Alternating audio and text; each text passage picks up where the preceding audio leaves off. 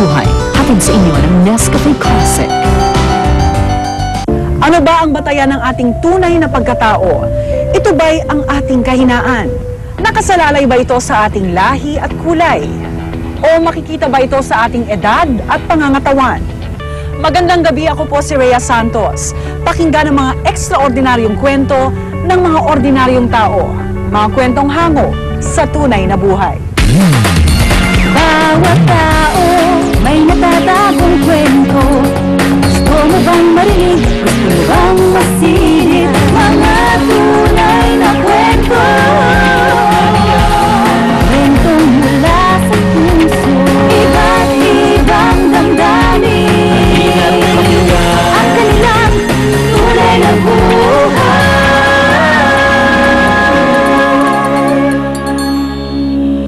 Mula sa pagiging guro, siya ngayon ay isang manlalako at imbes na sa London, pinili niyang manirahan sa Romblon.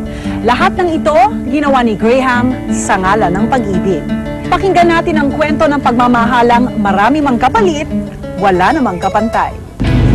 Household accessories! Accessories! Okay, 40, last price. What's your nationality? I'm American? I'm from England. Briton. Yeah. Yeah. Accessories! Hindi nga ordinaryo ang makakita ng ganitong eksena sa Pilipinas. Isang foreigner na naglalako ng mga paninda. Accessories! So leaving the house at 7 and returning home at 6. On average, I would say around 300 pesos. Enough to keep us going in rice and fish, and just enough to stay afloat and not drown. Siya si Graham Keynes, isang Briton. Lumaki at nagkaisip sa London. Nag-aral sa universidad, isang English teacher. Pero iniwan ang komportableng buhay sa Inglaterra para makasama ang kanyang asawa. Teaching in Korea, that I had a 2-week holiday to come to the Philippines, which made me think, yes, this is the place I would like to come and live, raise a family, and eventually go up to heaven. 2 taon na ang nakakaraan, tandang-tanda pa ni Graham na love at first sight daw sa isla ng Romblon ang kanyang naramdaman. Paraiso raw ito sa kanyang paningin, at habang naghahanap siya ng apot kayang matitirahan, nakilala niya ang isang dalaga, si Azenith. I met my wife. I was looking for a guest house, and I see this guest house that had this beautiful girl inside. Tinanong ko siya, ano bang business mo dito sa Romblon? Sabi niya, naghahanap daw siya ng mapapangasawa. Pabiro, pero may kahulugan daw ang kwentuhan nila ni Azenith. Isang linggo makaraan ng ligawan ay naging magkasintahan ang dalawa. At matapos ang 1 taon, ay nauwi ito sa kasalan. Sabi niya sa akin, magpakasalan tayo, mami. Really? Ganun. When? Tomorrow, ha? Tomorrow, gano'n. Yung pala naayos niya doon sa mayor's office na gano'n na pwede nang may schedule na. The first morning of us meeting, we was talking about marriage and having children, which is not a usual subject I have when meeting somebody new. It was very strange. It was like I'd been given a message from above that, yeah, that this is the person that I should marry and make a life and children with. 1 taon na ang anak ni Graham at Azenith. At kahit in love daw silang mag-asawa sa isa't isa, kung minsan nananaig ang pagkakaiba sa kultura. Ini-explain kasi minsan makikita niya, papaluin ko na lang si Jojo. Magtatanong siya, bakit mo, why do you do that? Tapos sasabihin ko sa kanya na ganito, ganon. Kaya nalalaman niya na ayaw niyo pala, mommy doesn't like that, ganon. Naiintindihan na niya. Dala na rin ang pagkakaibang ito, kaya pinipilit ni Graham na matutong magtagalog. Konti lang. Magandang umaga, magandang hapon, magandang gabi, Amerikano.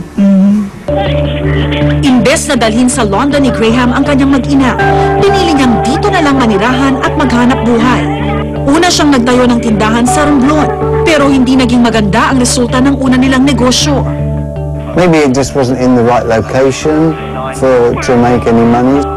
That was the plan. That was the plan. But like I say, trying so hard and keep spending money, and all the time the money just going down, down, down, down, down. Naisipan ni Graham na maglako ng suklay, ipit sa buhok, at iba pang gamit sa bahay. It's been very difficult. It certainly opened my eyes as to how much Filipinos have to work for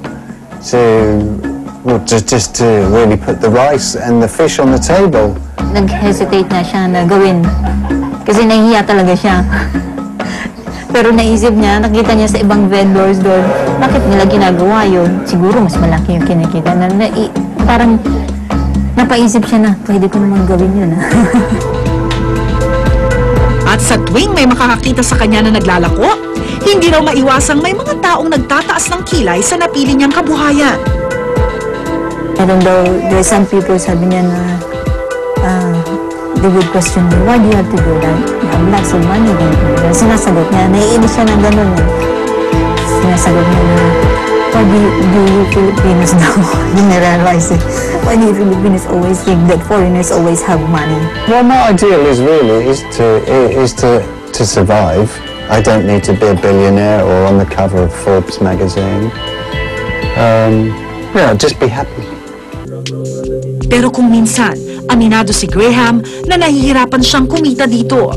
Nitong nakaraang buwan, umalis ng Romblon si Graham kasama ang kanyang pamilya. Hahanap daw siya ng mas malaking pagkakakitaan.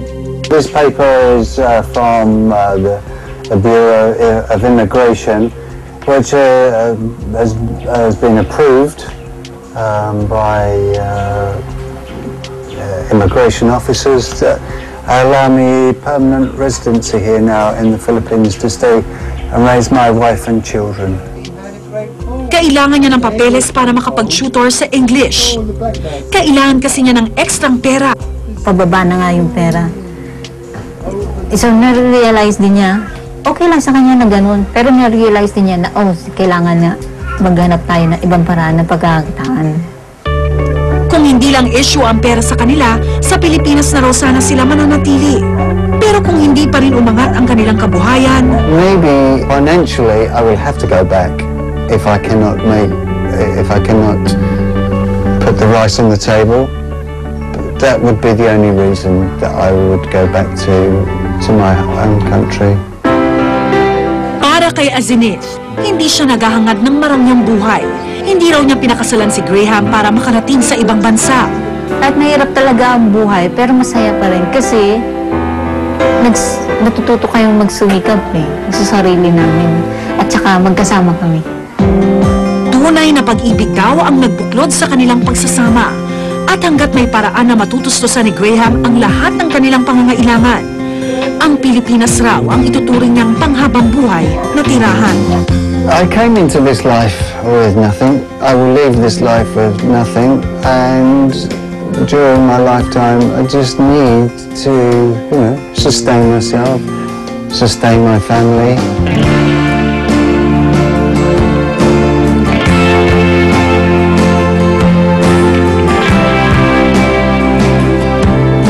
Susunod sa tunay na buhay, ang pagsisisi at pagbabagong nais gawin ni Baron.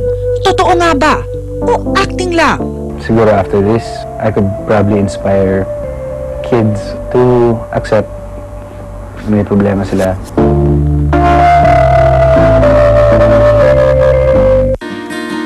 GMA News and Public